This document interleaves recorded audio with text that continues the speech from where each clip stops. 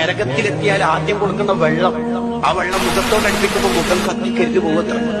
ഒരു തുള്ളി കുടിച്ചിട്ട് മതി പറ്റും. ഒരു തുള്ളി കുടിക്കുമ്പോഴേക്ക് അവന്റെ ആന്തരിക അവയവം മുഴുവൻ കത്തി ഉണങ്ങിപ്പോകും, കരിഞ്ഞ് കലങ്ങിപ്പോകും. ഒരു തുള്ളി കുടിച്ചിട്ട് മതി എന്ന് പറയാൻ പറ്റും.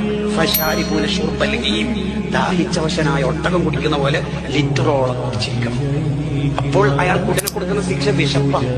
വിശന്നാല് കൊടുക്കുന്ന നരകത്തിൽ ആദ്യ ഫുഡ് എന്താ? ഉള്ളു ആണി ഭക്ഷണമാണ്. ഇത് കടിക്കുമ്പോ തന്നെ തൊണ്ടൊക്കെ കൊടുക്കും. ഇരുമ്പിന്റെ ആണി തിന്നുണ്ടാവും. ഇത് ഒരു കഷ്ണം കടിച്ചിട്ട് മത്തീന്റെ പൊരിച്ചയുടെ ഉള്ളു തിന്നുന്ന പോലെ കടിച്ചിട്ട് മതി എന്ന് പറയാൻ പറ്റും.